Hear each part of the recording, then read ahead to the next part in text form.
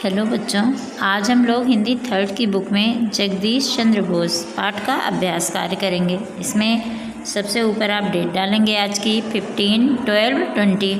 Quotation आवश्यकता आविष्कार की जननी है। इसके बाद क्वेश्चन आंसर पे आ जाइए। क्वेश्चन नंबर 1, इसमें देखिए कि कुछ क्वेश्चंस ऐसे हैं कि जिनके आंसर बुक में ही लिखा दिए जाएंगे और कुछ के आंसर कॉपी में लिखाए जाएंगे। तो इसमें देखिए का खंड है, जगदीश चंद्र बोस का जन्म व पिता का नाम बताइए। तो उनका जन्म कहाँ हुआ था, उनके पिता का क्या नाम था। तो आपका आंसर जगदीश चंद्र बोस का जन्म 30 नवंबर 1858 ईस्वी को हुआ था। उनके पिता का नाम भगवान चंद्र बोस था। उनके माता पिता कैसे विचारों के थे, उत्तम विचारों के थे और सीधे साधे स्वभाव के थे, सरल स्वभाव के थे। उनकी शिक्षा किस स्थान में हुई व उनके सहपाठी कौन थे। तो उनकी शिक्षा अपने गांव की ही प्राथमिक पाठशाला में हुई और उनके सहपाठी किसानों और मछुआरों के बच्चे थे। उनको घुमाने के लिए पिता ने क्या सवारी लेकर दी, टट्टू। इसके बाद देखिए झाखंड जो है, इसका आंसर घर की प्रयोगशाला में क्या करते थे। तो घर में उन्होंने एक प्रयोगशाला बना रखी थी, तो उसमें वे क्या करते थे, उसमें वे नित्य नए नए प्रयोग किया करते थे।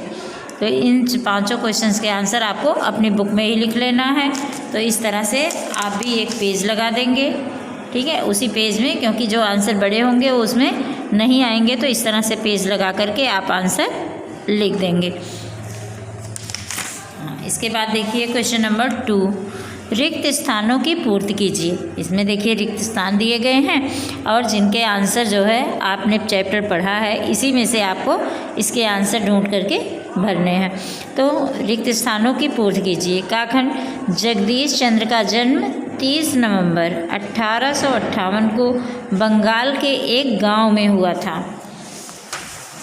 इसके बाद देखिए सेकंड पेज, उनकी शिक्षा मातृभाषा में होनी चाहिए। उन्हें गांव की पाठशाला में दाखिल करवा दिया। उनके लिए एक टट्टू खरीदा था जिस पर बैठकर वह मेला देखने और घूमने जाया करते थे।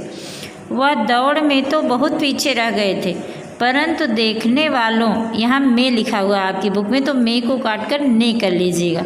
देखने वालों ने बालक जगदीश के साहस को खूब सराहा।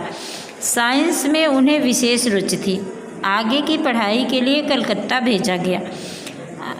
अंग्रेज अध्यापकों से बहुत कम वेतन दिया गया, तो उन्होंने इस भेदभाव का विरोध किया। उन्होंने 3 वर्षों तक वेतन नहीं लिया। वह नित्य नए नए प्रयोग करते रहते थे। बिजली की तरंगों में चिपका लेने वाला यह गुण क्यों है और कैसे है।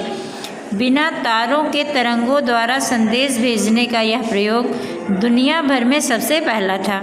बहुत से प्रयोगों के बाद वह इस नतीजे पर पहुँचे कि सभी प्राणियों की तरह पेड़ पौधों में भी जीवन प्रवाह मौजूद होता है। अब तो पौधों का रोना और सुख मिलने पर प्रसन्न होना उनके यंत्र बताने लगे।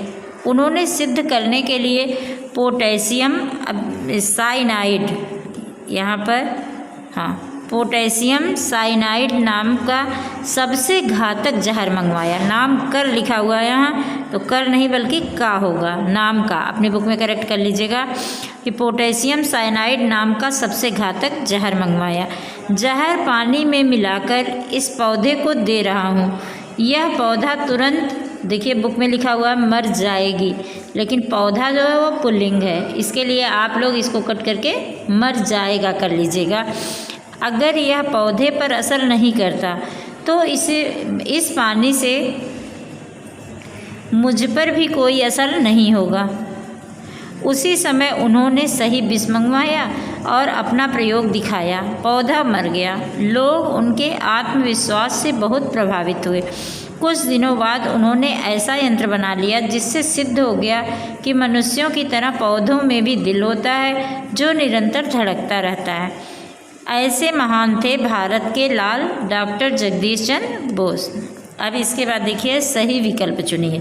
ये मल्टीपल चॉइस क्वेश्चंस हैं कि जिसके 4 विकल्प दिए गए हैं आपके सामने। चारों में से कोई एक सही है जिसको आपको टिक कर देना है, सही का निशान लगा देना है। काखंड, जगदीश चंद्र बोस का जन्म कहाँ हुआ?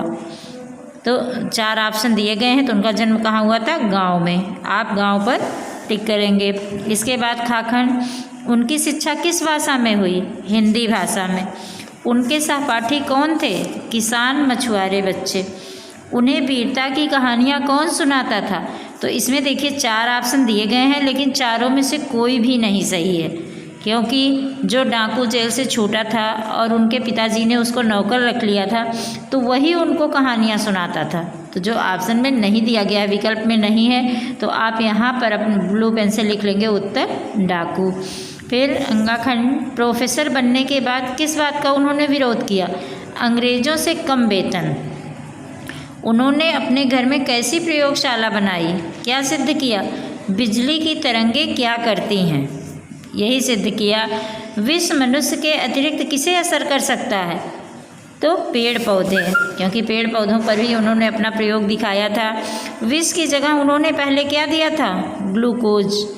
तो इस पर टिक करेंगे। इसके बाद देखिए कि पौधों में भी दिल होता है, किससे सिद्ध किया? तो यहाँ पर देखिए 4 ऑप्शन दिए गए हैं, दल बनाकर, भाषण देकर, किताब लिखकर, केवल समझाकर। लेकिन उन्होंने कैसे सिद्ध किया था?